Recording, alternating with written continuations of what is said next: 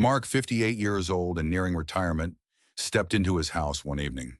The house was bathed in the glow of the setting sun, but the light no longer felt warm. Once, this place had been filled with the laughter of children and the bustle of family life.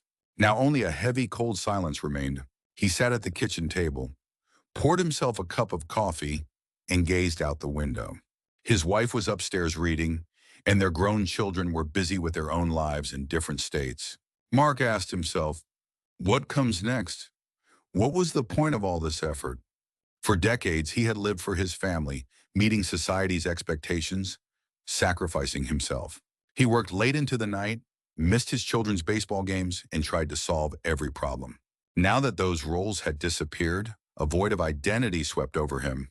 If I'm no longer needed, then who am I? This question tormented him deeply. That night, Mark lay in bed, staring at the ceiling, unable to sleep. The only sound breaking the silence was the ticking of the old clock in the hallway.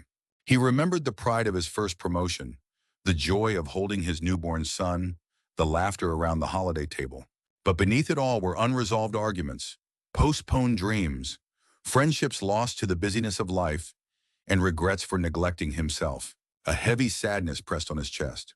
I have a house, a wife, children who call on holidays. Why do I feel so empty? Gratitude alone couldn't fill the emptiness. Mark wondered if he was the only one who felt this way. Do other men feel like this? Do they also search for meaning in the quiet of the night? The crisis of male identity is common, but rarely spoken about. Men are taught that strength, silence, and emotional restraint are virtues. The next day, he had lunch with his old friend Dave, who had recently retired. Dave looked tired, but somehow lighter. Mark finally confessed his feelings. Do you ever feel empty, like you don't know what to do next? Dave nodded. All the time. I think we all go through it. You work your whole life, live for your family, and then suddenly, what's next? I've started volunteering at the local center. It's not like working, but it gives me something to look forward to.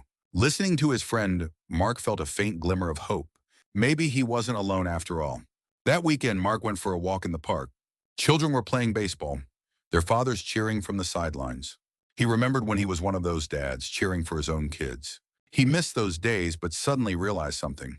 Life was still happening all around him. He sat on a bench, closed his eyes, and listened to the sound of laughter and the wind in the trees. For the first time in a long while, he allowed himself just to be. He felt sadness, nostalgia, and a peace that came from letting go. A quiet voice inside whispered, "This emptiness isn't failure. It's space for a new beginning." But change wasn't easy. Mark realized how much he had been trapped by the idea of being a man. I was taught all my life to be strong, to hide any weakness, even at home. Now he had to break free from that mold. Inspired by Dave, Mark signed up to volunteer at the local food bank. The first day was awkward and unfamiliar. At my age, what can I really do? But as he stocked shelves and handed out food, he found himself smiling without realizing it. The people he met were grateful, and Mark realized he still had something to give. He started calling old friends, meeting them for coffee, and sharing old stories. He dusted off his old guitar and played songs he hadn't touched in years. He and his wife took evening walks, talking about dreams they had postponed. Mark began to accept emptiness as a part of life. It was a sign that he was ready to grow in a new direction. He was no longer just a provider or protector. He was someone who could share wisdom, kindness, and his time. Months passed. The house was still quiet, but it no longer felt empty. Mark found meaning in small moments, a neighbor's smile, a shared joke, the pride of helping someone. He realized that the roles he had played were important, but they weren't everything. One evening, as the sun set and filled the room with golden light, Mark sat at the table playing his guitar. His wife came downstairs and sat beside him, listening quietly. Mark smiled, feeling at peace.